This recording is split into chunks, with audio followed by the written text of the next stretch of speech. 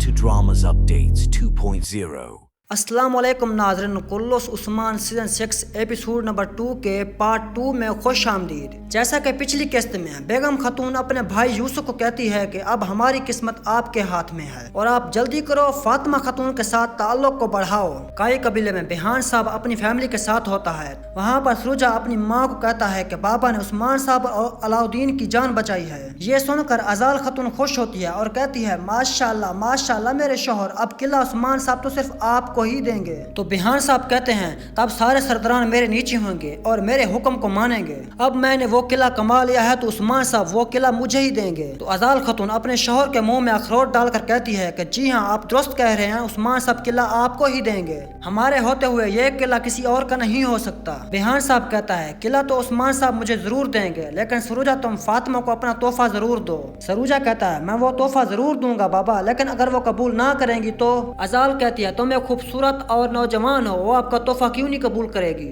بہان صاحب اپنے بیٹے کو خوشبو لگاتے ہوئے کہتا ہے کہ تم فاطمہ کو تحفہ دو اور اس کے ساتھ اچھا وقت گزارو۔ تو سروجا اپنے باپ کو کہتا ہے کہ بابا انشاءاللہ ہم قلعہ اور فاطمہ خاتون دونوں کو لے لیں گے۔ اور ازال خاتون اپنے بیٹے کو جوش دلاتے ہوئے کہتی ہے کہ انشاءاللہ۔ سروجا بہت زیادہ خوش ہو جاتا ہے اور فوراً اس کو تحفہ دینے کے لیے چلا جاتا ہے۔ ادھر البے اپنی بیٹی کے بال سنبھالتے ہوئے دکھائی دیتا ہے۔ اس کی بیٹی کہتی ہے کہ بابا مجھے پتا تھا آپ کو تکلیف پہنچے گی، اگر ماں کی طرح آپ بھی چل بسے تو میرا کیا ہوگا؟ البے اپنی بیٹی کا ماتھا چوم کر کہتے ہیں کہ ایسا کچھ نہیں ہونے والا، میں آپ کے ساتھ ہمیشہ رہوں گا، فکر نہ کرو۔ تو اس کی بیٹی کہتی ہے کہ بابا آپ عثمان صاحب سے کب بات کریں گے؟ تو اس کا والد صاحب کہتا ہے کہ بیٹا یہ ایک راز ہے، تم ایک لفظ بھی نہیں بولے گی، وعدہ؟ تو وہ کہتی ہے وعدہ۔ باہر فاطمہ خاتون ٹہل رہی ہوتی ہیں تو سروجا بھاگتا ہوا اس کے پاس جاتا ہے اور فاطمہ خاتون کو کہتا ہے کہ آپ مصروف تو نہیں؟ فاطمہ خاتون جواب دیتی ہیں کہ جی نہیں۔ تو وہ جلدی سے ہار نکالتا ہے اور کہتا ہے یہ آپ کے قابل تو نہیں ہے، لیکن یہ میرا حصہ ہے جسے میں نے قلعے کے خزانے سے لیا ہے۔ تو وہ فاطمہ خاتون کو ہاتھ میں ہار دینے کے بجائے اس کے گلے میں پہنانے لگتا ہے۔ تو فاطمہ خاتون پیچھے ہو جاتی ہے تو کہتا ہے کہ معاف کیجیے فاطمہ خاتون، یہ میں آپ کو دے رہا ہوں۔ تو فاطمہ خاتون کہتی ہے اس کے پیچھے کیا راز ہے؟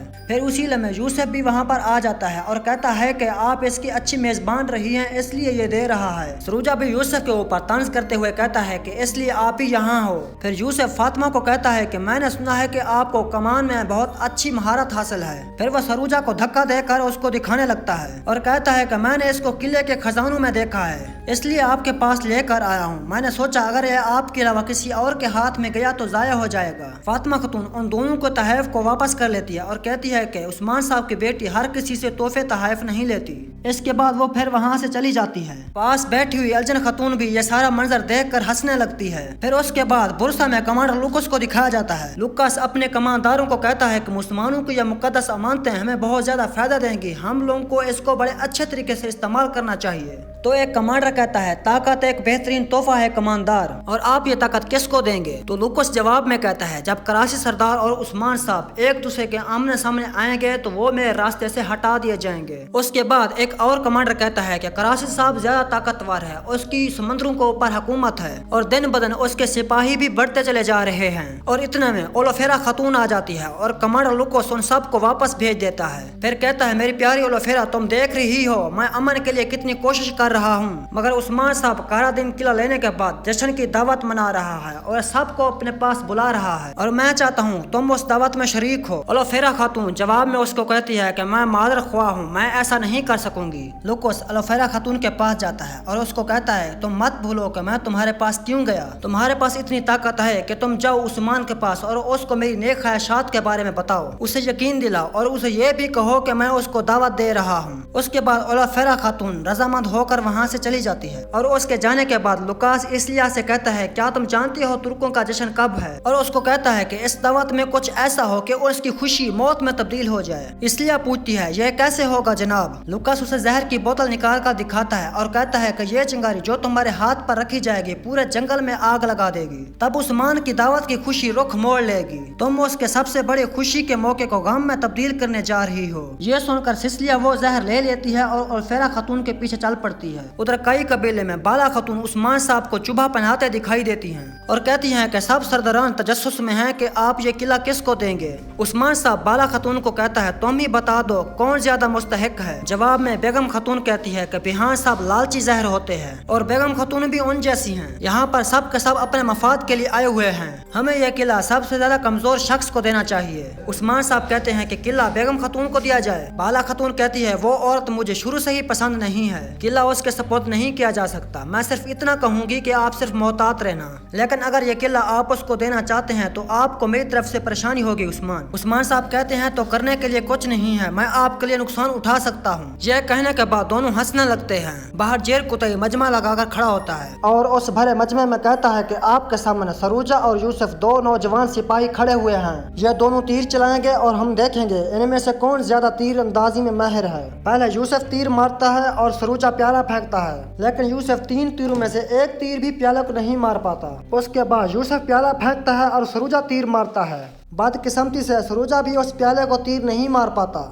इन दोनों का हाल देखकर फातिमा खातून जेर कुतई को कहती है कि अब तुम प्याला फेंको, मैं तीर मारूंगी। जब जेर कुतई ऊपर प्याला फेंकता है तो फातिमा खातून 3 तीर मारती है, तो तीनों के तीनों तीर उस प्याले को जाकर लगते हैं और प्याला लटक जाता है। ये सब देखकर सरूजा और यूसुफ के साथ साथ वहाँ पर सारा मजमा हैरान हो जाता है। फिर फातिमा खातून वहाँ से चले जाती है। यूसुफ और सरूजा भी गुस्से में आकर वहाँ से चले जाते हैं। उधर खैमे में सारे सरदार जमा होते हैं। बिहान साहब कहता है माशाल्लाह जो उस्मान के साथ खड़े होते हैं वो खजानों और खानों के साथ माला माल हो जाते हैं। फिर उसके बाद उस्मान साहब वहाँ पर तशरीफ लाते हैं और सब के सब खड़े हो जाते हैं। उस्मान साहब उनको कहता है तुम सब के सब दस्तरखान पर बैठ जाओ, और वहाँ पर बैठते ही उस्मान साहब फैसला सुनाते हैं और कहते हैं जो हमारे आबा अजदाद ने हमको फरीजा दिया हमने उसको अच्छी तरह से सर अंजाम दिया है, और अब हमारा फरीजा ये है किसी एक बहादुर सरदार को हम ये किला सौंप रहे हैं और मैं ये किला बेगम खातून को सौंप रहा हूँ। अब से वो इसकी निगरानी करेंगी। ये सुनकर बेगम खातून बहुत ज्यादा खुश हो जाती है और कहती है माशाअल्लाह हमारे सरदार सलामत रहें। ये फैसला सुनकर अजाल खातून और बिहान साहब के मुंह लटक जाते हैं। उसके बाद उस्मान साहब कहते हैं कि खाना तनावल फरमाएं, तो सब के सब खाना खाना शुरू कर देते हैं। फिर उसी लम्हे में एलोफेरा खातून अंदर दाखिल होती है, जिसको देखकर सब हैरान हो जाते हैं। फिर उस्मान साहब एलोफेरा खातून से पूछते हैं कि बेटा खैरियत है।